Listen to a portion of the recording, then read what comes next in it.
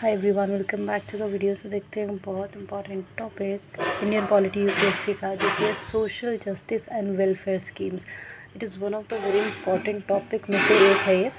सबसे पहले हम लोग इसके अंदर समझते हैं कि सोशल जस्टिस क्या चीज़ होती है और उसके लिए क्या क्या वेलफेयर स्कीम बनाई जाती है जिसके थ्रू लोगों को सोशल जस्टिस मिलती है। सोशल जस्टिस होता है कि सामाजिक न्याय देना, ठीक है। और सामाजिक न्याय देने के लिए ऑफ कोर्स लोगों को कुछ हक देना पड़ता है, कुछ फ्रीडम देना पड़ता है, जिसके लिए सरकार जो है स्कीम्स लाती है, पॉलिसीज़ लाती है, तब जाके लोगों को न्याय मिल पाता है।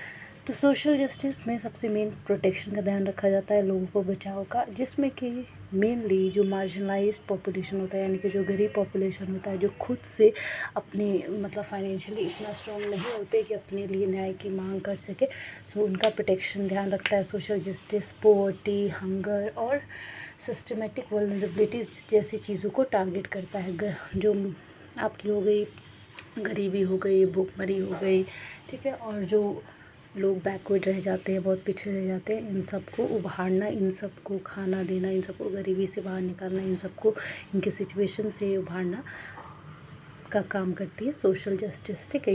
ये तीनों चीज़ें टारगेट होता है उसका।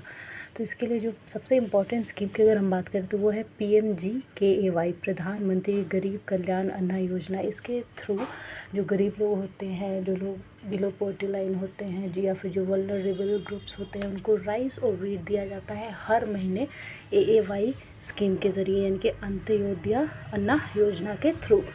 और PMGKY के अंदर फ्री फूड ग्रेन्स दिया जाता है। कम से कम अभी तक 81 करोड़ सिटीज़न जो है कंट्री के, उनको फ्री का अनाज दिया जाता है। फिर है सेकंड, जो बहुत बहुत ज़्यादा इंपॉर्टेंट स्कीम है जो सोशल जस्टिस प्रोवाइड करती है और वेलफेयर स्कीम, वो है मनरेगा, मतलब कि Mahatma Gandhi National Rural Employment Guarantee Act. तो इसमें ये होता है कि रूरल, इस स्कीम के नाम से समझ सकते हैं, गांव के जो लोग होते हैं उनके 100 दिन का एम्प्लॉयमेंट दिया जाता है हर फैमिली से एक मेंबर का, ताकि वो लोग जो है इतना तो कमा सकें कि वो लोग अपना पेट पाल सके। इसके अलावा है PM रोशन स्कीम, जिसमें मिड डे मील स्कीम चलती है स्कूल के अंदर, आप सबको पता है, जिसके थ्रू चाइल्ड के माल न्यूट्रिशन का ध्यान रखा जाता है, ताकि जो बच्चे हैं, स्कूल गोइंग बच्चे, छोटे बच्चे, उनको कोई बीमारी ना हो सके। और एक गवर्नमेंट एडेड स्कूल के अंदर, यानी कि सरकारी स्कूल के अंदर दिया जाता है।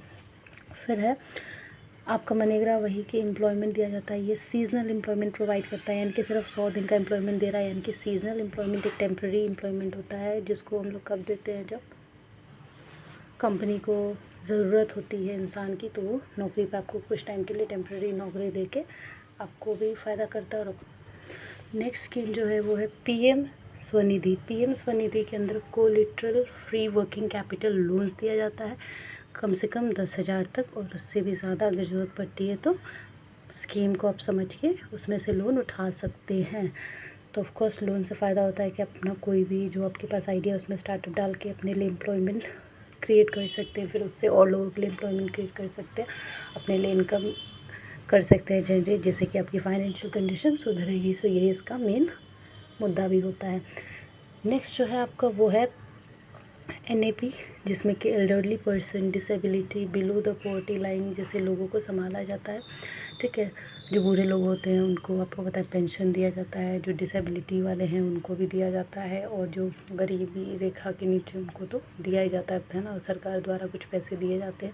फिर है PM विश्वकर्मा, जिसमें कि ट्रेडिशनल आर्टिशन जैसे हैंडीक्राफ्ट इंडस्ट्री वगैरह जो बनाते हैं आर्टिस्ट, वो हो गए, एंड क्राफ्टमैनशिप, उनको क्या किया जाता है, आपको लोन्स प्रोवाइड करवाया जाता है, ट्रेनिंग वगैरह दी जाती है, ताकि अपना जो ट्रेडिशनल आर्टिशन है वो बरकरार रखे और अपने देश का जो कारीगरी है वो आगे बढ़ते रहे कल्चर के साथ।